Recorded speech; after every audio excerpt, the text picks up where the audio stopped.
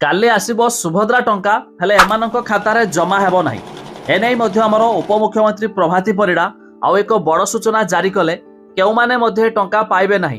कोन रहिछ update जानिबा ता छडा केतेबेले टंका पठाइबे केउ जिल्लारु मध्ये या शुभारंभ हेबो डिटेल रे जानिबा शेष पर्यंत देखंतु। ता पूर्वरु वीडियो को लाइक करंतु, सब्सक्राइब करन थिले एबे सब्सक्राइब करी पाखर थिवा घंटी चिन्हकु दबाइ दियंतु। आसंता काली मिलिबो सुभद्रा टंका जाजपुर रो एहार शुभारंभ करिवे। तेबे सुभद्रा प्रथम किस्तिर चतुर्थ पर्याय 18 लाख रु अधिक हिताधिकारी अकाउंट को टंका जिवो।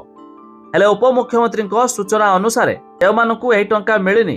तेबे 3 और 4 तारिख रे बैंक को जाई ईकेवाईसी क्लियर कले एही टंका मिलियो बोली मध्य सूचना पूर्वरु देइथिले। तेबे जदि हिताधिकारी को बैंक एनपीसीआई क्लियर होई जाइथिबो सेमानकु एही पर्याय रे टंका मिलि जिवो। तेबे एही पर्याय रे हिताधिकारी को संख्या 1 कोटी टपी पारे। तेबे जानि रखंतु जदि आपण एनपीसीआई क्लियर करि न थिबे तेबे सरकार टंका पठाइले भी आपण मानक खाता रे जमा हेबो नाही। अर्थात आपणकर अकाउंट डीबीटी एनेबल्ड होइतिबा दरकार। काहेकि ना सरकार जो टंका पठाउचंती आधार कार्ड नंबर जरिया रे पठाउचंती। तेबे आधार कार्ड रे जे मानकर बैंक अकाउंट लिंक थिबो सेमानकु आसंता काली जो सरकार टंका पठाइबे चतुर्थ पर्यायर 5000 आपण खाता रे जमा हेबो।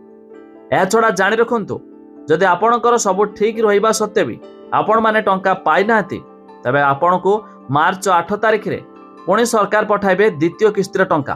तबे से समय रे एका बेले आपणकर प्रथम किस्ती और द्वितीय किस्ती 10,000 टंका मध्य खाता रे जमा होइजिवो। ए छडा जो माने एपर्यंत भी आवेदन करिनाहती अर्थात न्यू अप्लाई करिनाहती तबे एबे भी समय अछि। आपण चाहिले यार पोर्टल विजिट करके नुआ अप्लाई करि पारिबे जा फल रे एका बेले मध्य मार्च मासरे 10,000 टंका भी आपण माने पाई पारिबे।